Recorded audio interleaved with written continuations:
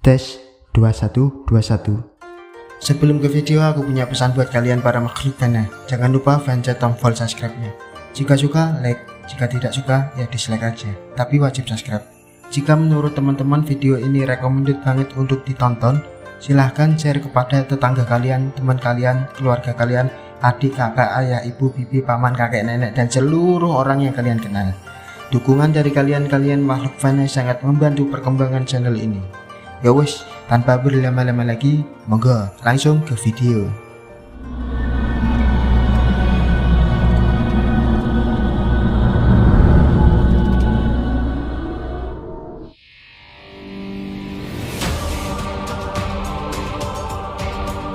Si Jack mengatakan bahwa itu adalah The Dead. Jack kebingungan dengan kedatangan The Dead, padahal mereka tidak melakukan kesalahan apapun, kata Jack. Jack tahu bahwa The Dead itu akan menandai seseorang dan menyuruh Lady Elaira untuk pergi. Namun Elaira malah melawan The Dead itu dengan mengeluarkan jin. Jin yang di sini itu semacam spirit tipe api ya cuy, bukan jin syaiton. Mungkin kata jin itu semacam jenisnya, seperti roh api ifrit di anime Tensura gitu. Ai terkesan dengan kejeniusan Lady Elaira yang bisa memanggil jin dengan instan. Namun setelah Elaira memanggil jin, hutannya malah terbakar dikarenakan menyentuh tubuh jin yang memiliki tubuh berapi. Jack mengatakan kepada Elaira bahwa mereka mungkin salah paham dengan kedatangan The Dead, tapi sekarang The Dead pasti akan memburu mereka karena Lady Elaira membakar hutannya. Karena sudah terlanjur memanggil jin, Elaira langsung menyuruh jin itu untuk menyerang The Dead. Selagi jin menahan The Dead, Jack mengajak Elaira dan Ai untuk melarikan diri sebelum mereka ditandai oleh The Dead. Dan jika mereka meninggalkan pegunungan, The Dead tidak akan mengejar lagi. Namun sebelum itu, secara tiba-tiba Ai menunjuk ke arah lain, yang ternyata di sana terdapat lebih dari satu The Dead yang muncul. Mengetahui itu, mereka bertiga langsung melarikan diri dan meninggalkan pelayan Elaira sendirian di sana. Saat melarikan diri, Ai terjatuh dan tak bisa bangkit lagi. Kemudian Ai mencari keberadaan Jack dan Elaira, yang ternyata mereka terpisah saat melarikan diri tadi. Saat Ai kebingungan harus melakukan apa, secara tiba-tiba The Dead muncul di hadapan Ai.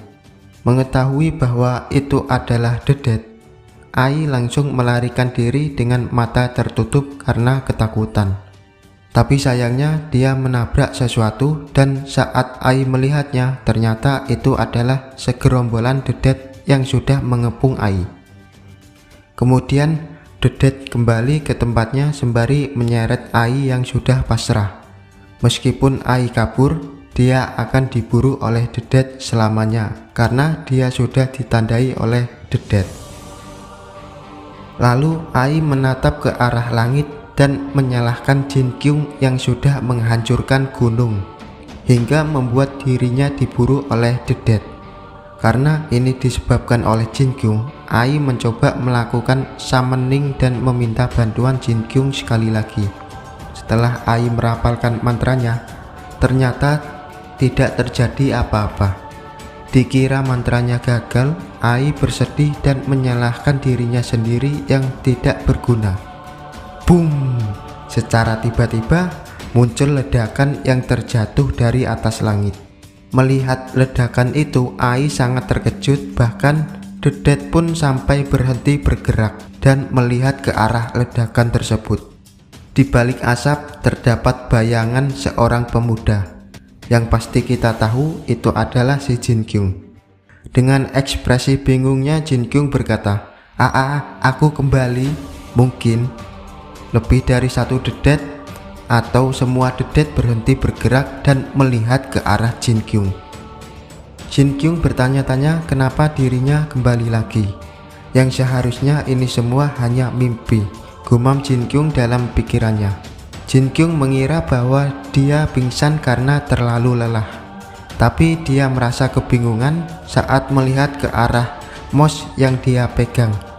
Jadi cuy, kalau kalian ingat, sebelumnya setelah pemanggilan Jin Kyung yang pertama, saat dia kembali di kamar miliknya, di situ Jin Kyung merasa aneh karena dia sangat kelelahan. Padahal saat itu menurut Jin Kyung dia baru saja bangun tidur. Nah, sekarang dia menganggap bahwa dirinya saking lelahnya sampai pingsan. Gitu kalau menurut si Jin Kyung. Lanjut. Setelah melihat bahwa itu adalah Tuan Sat-in, Ai langsung berteriak meminta tolong. Setelah mendengar suara minta tolong, Jin Kyung sedikit terkejut karena itu adalah Ai-chan. Tapi dia lebih terkejut saat dia melihat ke atas terdapat makhluk raksasa lagi. Jin Kyung sedikit ragu untuk menolong Ai, karena jika ini bukan mimpi, berarti dirinya dalam keadaan yang sangat berbahaya. Gumam Jin Kyung dalam pikirannya. Kemudian Jin Kyung teringat bahwa di sini dirinya adalah manusia super yang mengalahkan monster yang jauh lebih besar dari makhluk hitam itu. Kemudian dia bergumam, "Aku tidak tahu kenapa, tapi sepertinya kekuatanku sangatlah besar. Mungkin ini adalah dunia seharusnya aku berada. Aku tidak takut dengan apapun. Hehehehehe." Namun saat Jin Kyung berada dalam pikiran halunya, The Dead malah melanjutkan jalannya dan mengabaikan keberadaan Jin Kyung. Melihat bahwa Ai masih diseret oleh The Dead, Jin Kyung berlari mengejarnya. Namun karena selama 3 tahun ini dirinya mengurung diri dan tidak pernah berolahraga, saat berlari dia ngos-ngosan. Bahkan dia sangat berjuang keras hanya untuk bernafas. Ketika Ai melihat Jin Kyung yang ngos-ngosan, Ai malah meminta maaf karena dia mengira telah memanggil Jin Kyung yang sedang dalam latihan keras. Jin Kyung kebingungan dengan apa yang harus dia lakukan, karena dia tidak membawa baygon miliknya seperti yang sebelumnya. Ai bertanya-tanya dengan yang dimaksud baygon oleh Jin Kyung. Jin Kyung mengatakan bahwa itu seperti tongkat sihir. Singkat cerita, Jin Kyung berkata bahwa dahi milik Ai-chan terbakar. Kemudian Ai menjelaskan situasinya kepada Jin Kyung bahwa dia diseret dan ditandai oleh The Dead. Mengira bahwa dahi milik Ai terbakar oleh api, inilah yang dilakukan oleh Jin Kyung.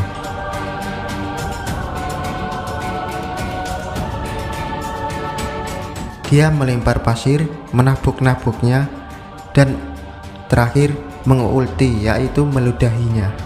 Tanpa diduga-duga, ludah miliknya membawa berkah yang langsung menghilangkan tanda dari The Dead. Setelah tandanya menghilang, tali yang mengikat Ai juga ikut menghilang.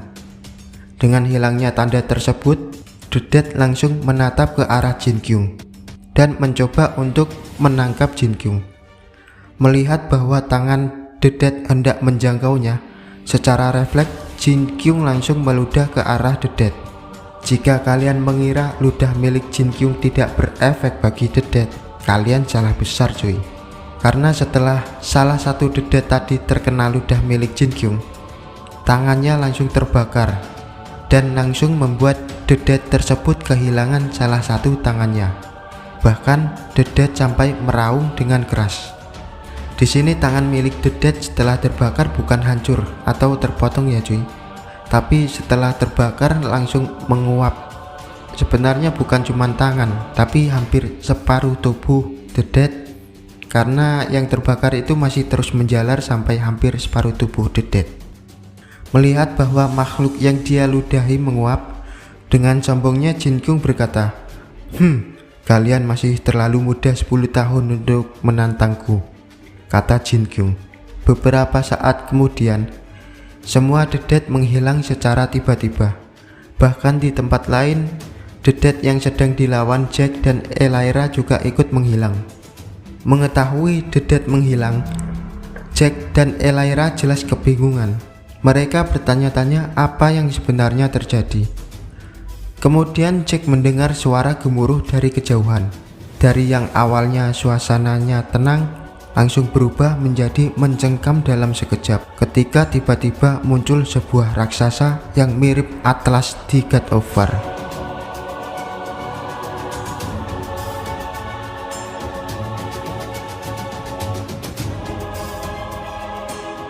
Jack mengatakan bahwa makhluk itu adalah Master, sang penguasa gunung.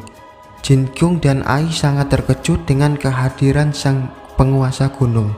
Di sisi lain, pelayan Elaira yang bernama Benny masih tetap dalam posisi hukumannya sembari melihat kehadiran sang Master. Si Master terdiam sesaat, yang kemudian dia langsung meraung hingga membuat bumi berguncang. Secara tiba-tiba, Master langsung melempar sesuatu ke arah Jin Kyung yang sudah dia anggap sebagai ancaman yang harus dimusnahkan. Pada awalnya, tidak terjadi apa-apa, membuat Jin Kyung mentertawakannya dan menghina bahwa serangannya meleset. Namun karma itu nyata cuy. Setelah Jin Kyung membuli serangan si Master yang katanya meleset, secara tiba-tiba dia terpental jauh oleh sesuatu yang bahkan area di sekitar hingga hancur membentuk kawah lurus akibat lemparan tak kasat mata milik sang Master. Oh ya cuy, di sini Ai ikut terpental juga, tapi entah kenapa dia masih hidup. Kalau Jin Kyung masih hidup itu karena ada penjelasannya, dan kenapa dia bisa OP juga ada penjelasannya. Tapi itu masih chapter yang sangat jauh. Mungkin Ai hanya terkena anginnya saja. Tapi meski hanya terkena anginnya saja, seharusnya Ai sudah tak bernyawa cuy. Karena serangannya saja sudah bisa membuat kawah besar seperti itu cuy. Entahlah, hanya autor dan mas-mas yang gambar saja yang tahu. Lanjut. Kemudian Ai menghampiri Jin Kyung yang terkapar namun tidak pingsan. Jin Kyung bergumam bahwa tubuhnya masih lemah seperti di dunia nyata. Jin Kyung bertanya-tanya kenapa dirinya membawa mouse tanpa kabel. Jika dia membawa baygonnya, dia akan sedikit lebih kuat, gumam Jin Kyung dalam pikirannya.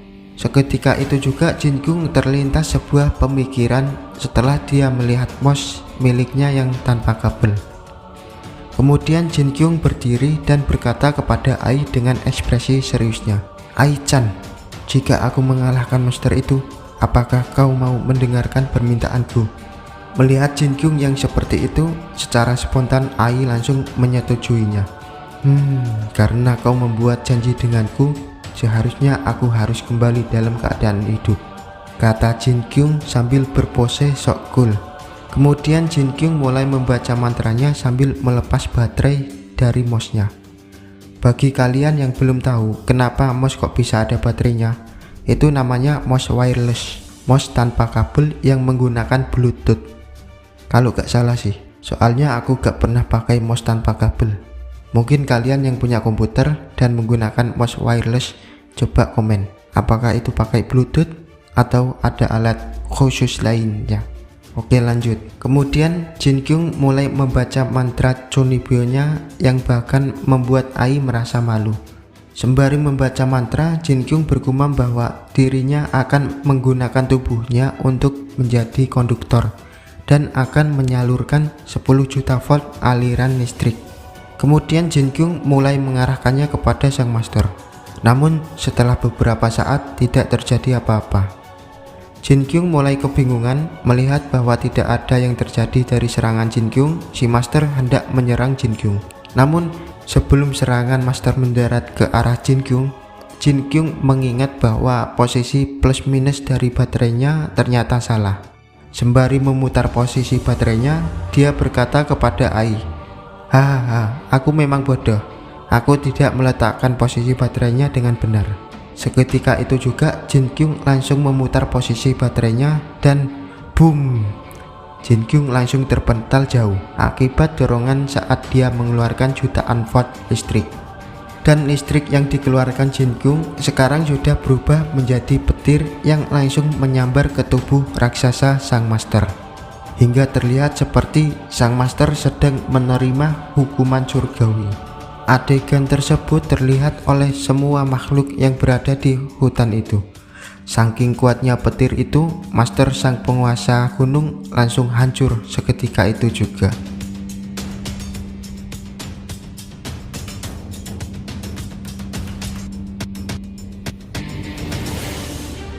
Setelah tewasnya Master, sang penguasa gunung, keadaan menjadi sunyi kembali.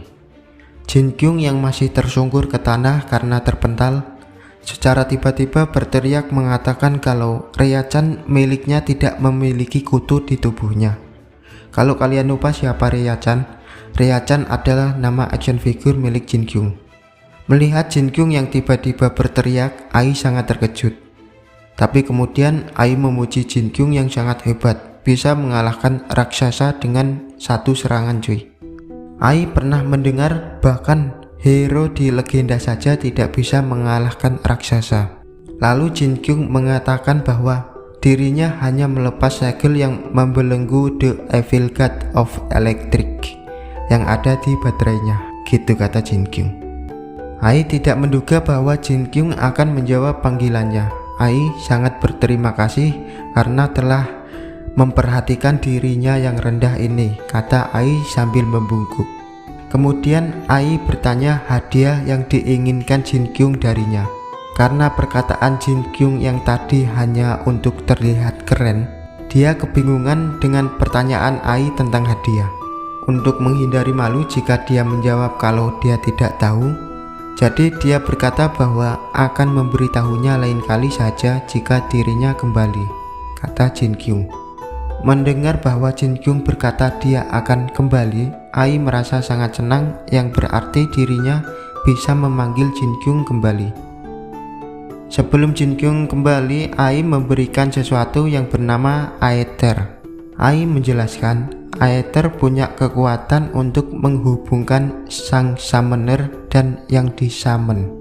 Setelah itu, Jin Kyung kembali ke dunianya lagi. Setelah Jin Kyung kembali, dia langsung melihat ke arah Aether yang diberikan Ai.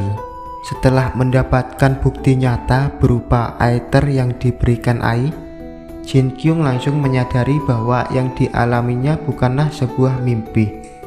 Seketika itu, dia langsung berteriak senang karena dia benar-benar membunuh seorang raksasa. Mengira dia memiliki kekuatan naga hitam di dalam dirinya, Jin Kyung serasa ingin pamer pada seseorang. Kemudian Jin Kyung bermain komputernya. Saat dia online, ada netizen yang bertanya, pergi kemana akhir-akhir ini karena tidak terlihat online. Jin Kyung menjawab bahwa dirinya sedang sibuk menyelamatkan dunia bersama wanita.